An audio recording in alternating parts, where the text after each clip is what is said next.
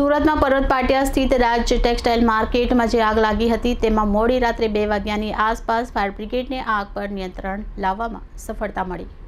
આગ લાગવાનું કારણ અને નિયંત્રણમાં મુશ્કેલી ઊભી થવા પાછળ મોટા સુરક્ષા ઉલ્લંઘન જવાબદાર જણાયા છે। રાજ ટેક્સટાઇલની ઇમારતની બારીઓ પર લગાવેલી મજબૂત ગ્રીલ, જાળી અને કાચના કારણે ફાયર ફાઇટર્સને અંદર પ્રવેશવામાં અને આગ ઓલવવામાં ગંભીર અડચણોનો સામનો કરવો પડ્યો હતો, જેની સાથે ઇમારતના માર્ગ અને પેસેજમાં પણ મોટા જથ્થામાં કાપડનો માલ સામાન્ય નિયમોનું ઉલ્લંઘન કરી મૂકવામાં આવ્યો હતો, જેથી ફાયર જવાનોની મુશ્કેલી વધી હતી।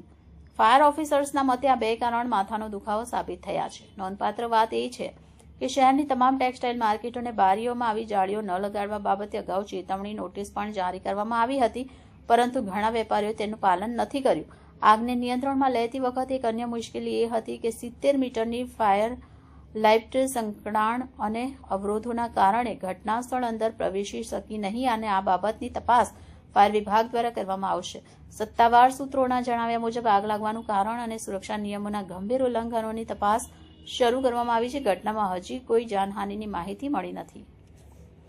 હું Ishwar Patel, in-charge deputy chief fire officer, Limbayat zone.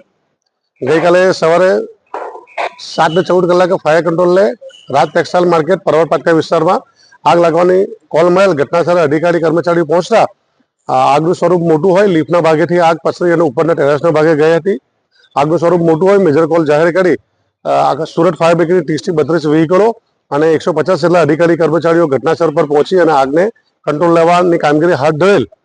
આગનું વિકરાળ સ્વરૂપ હતું અને સાંજે 5 વાગ્યા સુધીમાં આગને કંટ્રોલ કરી દેવામાં આવી હતી અને રાત્રે 2:30 વાગ્યા સુધીમાં જે કુલિંગની કામગીરી કરી અને સંપૂર્ણપણે આગ બુઝાવી દેવામાં આવેલ હતી।